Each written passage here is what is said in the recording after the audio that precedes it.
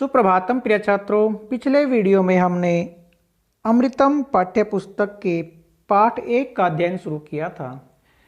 आज के इस वीडियो में हम उसी पाठ को आगे कंटिन्यू करेंगे। तो आइए शुरू करते हैं। आज हम अध्ययन करेंगे कि संस्कृत में लिंग, वचन एवं पुरुष कितने प्रकार के होते हैं। तो आइए शुरू करते हैं। लिंग, वचन एवं पुरुष। संस्कृत में 3 लिंग होते हैं। आपने हिंदी भाषा में केवल 2 लिंगों के बारे में अध्ययन किया है, पुल्लिंग एवं स्त्रीलिंग। लेकिन संस्कृत भाषा में पुल्लिंग, स्त्रीलिंग एवं नपुंसकलिंग 3 प्रकार के लिंग होते हैं। तो सबसे पहले पुल्लिंग। पुरुष जाति का बोध कराने वाले शब्दों को पुल्लिंग कहते हैं, अर्थात जो शब्द पुरुष जाति के बारे में बताते हैं उन्हें हम पुल्लिंग शब्द कहते हैं। जैसे बालः। बालः का अर्थ होता है बालक। सिंह, शेर। वृक्षः, वृक्ष। तो यहाँ पर ये तीनों शब्द पुरुष जाति का बोध कराते हैं, इसलिए ये तीनों शब्द क्या है, पुल्लिंग शब्द हैं। उसके बाद आता है हमारा स्त्रीलिंग। तो स्त्रीलिंग जो शब्द स्त्री जाति का बोध या ज्ञान कराते हैं वे स्त्रीलिंग शब्द कहलाते हैं। जैसे बाला। बाला का अर्थ होता है लड़की। अजा, बकरी। लता, बेल।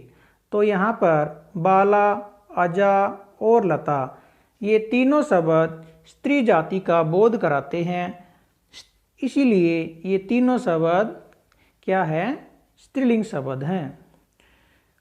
उसके बाद है हमारा नपुंसकलिंग। नपुंसकलिंग जो शब्द स्त्री जाति तथा पुरुष जाति से भिन्न वस्तुओं या व्यक्तियों का बोध कराते हैं वे नपुंसकलिंग होते हैं।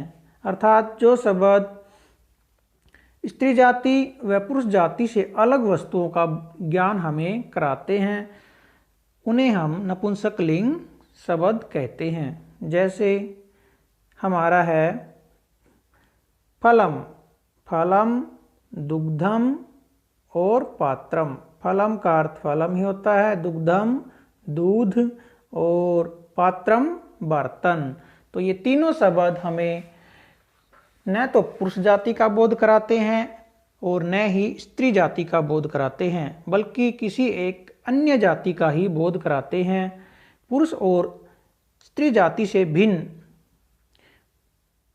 वस्तुओं का बोध कराते हैं, इसीलिए ये तीनों शब्द नपुंसकलिंग शब्द माने जाते हैं। तो इस प्रकार आपने जाना कि संस्कृत में 3 प्रकार के लिंग होते हैं, पुल्लिंग, स्त्रीलिंग और नपुंसकलिंग। हिंदी भाषा में हमारे केवल 2 प्रकार के ही लिंग होते हैं, पुल्लिंग एवं स्त्रीलिंग। तो हमारा जो यहाँ पर एक लिंग अतिरिक्त आया है वो है हमारा नपुंसकलिंग। तो इसके बारे में आपको याद रखना है कि नपुंसकलिंग शब्द वे शब्द होते हैं जो पुल्लिंग व स्त्रीलिंग जाति से भिन्न वस्तुओं या व्यक्तियों का बोध कराते हैं। उसके बाद है हमारा वचन। तो वचन के बारे में जैसे कि आपने हिंदी भाषा में भी अध्ययन किया हुआ है कि वचन वस्तुओं या व्यक्तियों की संख्या का बोध कराने वाले शब्दों को हम वचन कहते हैं। तो जैसे कि यहाँ पर दिया गया है, वचन व्यक्तियों या वस्तुओं की संख्या को सूचित करते हैं अर्थात उनका बोध कराते हैं कि कितनी वस्तुएं हैं या कितने व्यक्ति हैं। सभी प्रकार के शब्दों के 3 ही वचन होते हैं, लेकिन हिंदी भाषा में आपने 2 प्रकार के वचनों का ही अध्ययन किया हुआ है। वो होते हिंदी में होते हैं हमारे एक वचन और बहुवचन, लेकिन संस्कृत भाषा में वचन भी 3 प्रकार के होते हैं। तो यहाँ पर हमारा एक वचन, द्विवचन और बहुवचन, इस प्रकार हमारे 3 प्रकार के वचन होते हैं। एक वचन हमें एक वस्तु या व्यक्ति का बोध कराता है, द्विवचन हमें दो वस्तुओं या दो व्यक्तियों या दो पदार्थों का बोध कराते हैं और बहुवचन दो से ज़्यादा वस्तुओं, व्यक्तियों या पदार्थों का बोध कराते हैं। दो से ज़्यादा का अर्थ यहाँ पर दो से ज़्यादा तीन से नहीं है, बल्कि दो से ज़्यादा तीन, चार, पाँच, छः, जितनी भी, चाहे 100 हो या 1000 हो या लाख हो, वो सभी हमारी बहुवचन के अंतर्गत आएंगी। तो जैसे यहाँ पर उदाहरण दिया गया है बालह। बालह का अर्थ होता है एक बालक। उसके बाद है हमारा बालव। बालव का अर्थ होता है दो बालक। और बालहा, बालहा का अर्थ होता है सब बालक। उसके बाद है हमारा, ये जो हमारे उदाहरण थे, ये हमारे उदाहरण पुल्लिंग शब्दों के उदाहरण थे। अर्थात पुल्लिंग में एक वचन बनेगा बालह, बालव और बालहा। उसके बाद हमारे जो स्त्रीलिंग में एक वचन और द्विवचन और बहुवचन के शब्द किस प्रकार होते हैं उनके बारे में बताया गया है। जैसे दिया गया है लता शब्द, तो लता का एक वचन में बनेगा लता, द्विवचन में हमारा बनेगा लते और बहुवचन में बनेगा लताहा।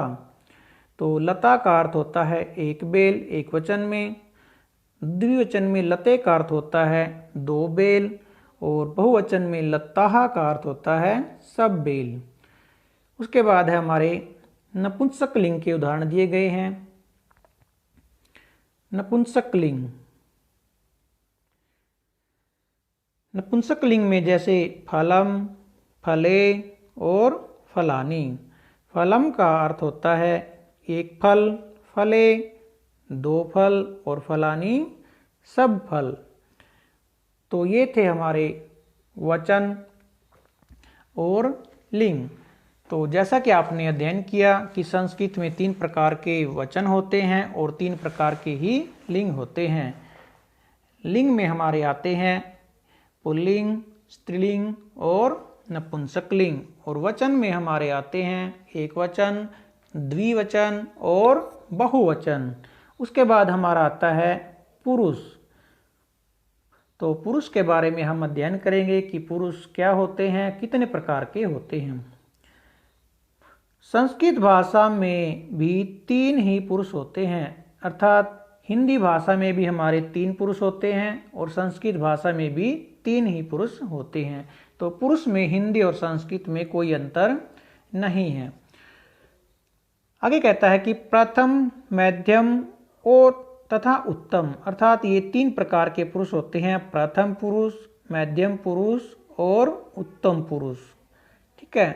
प्रथम पुरुष को हम अन्य पुरुष के नाम से भी जानते हैं। तो आगे इनके बारे में बताया गया है कि प्रथम पुरुष किसे कहते हैं, मध्यम पुरुष और उत्तम पुरुष किसे कहते हैं। आगे कहता है कि बोलने वाला व्यक्ति सदा उत्तम पुरुष होता है। अर्थात जिस प्रकार मैं आपको पढ़ा रहा हूँ, तो मैं बोल रहा हूँ, तो मैं अपने लिए अर्थात मैं अपने लिए जिन सर्वनामों का प्रयोग करूँगा वो हमारे क्या होंगे, उत्तम पुरुष के सर्वनाम होंगे।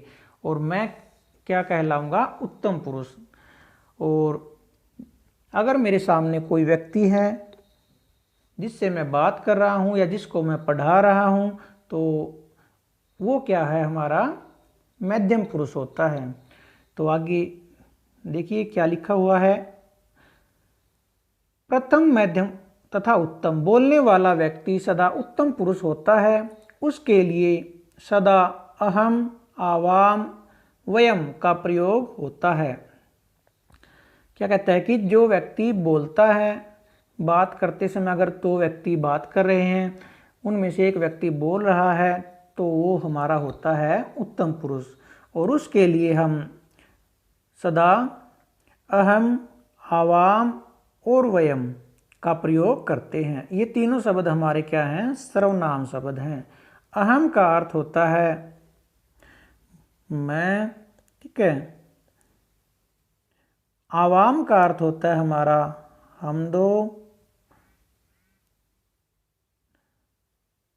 और वयम का अर्थ होता है हमारा हम सब। ठीक है, हम सब। आगे कहता है सुनने वाला। सुनने वाला व्यक्ति सदा मध्यम पुरुष कहलाता है। अर्थात अगर दो व्यक्ति बात कर रहे हैं तो जो बोल रहा है वो होता है हमारा उत्तम पुरुष, और जो सुन रहा है बात को, उसकी बात को जो सुन रहा है वो हमारा होता है मध्यम पुरुष।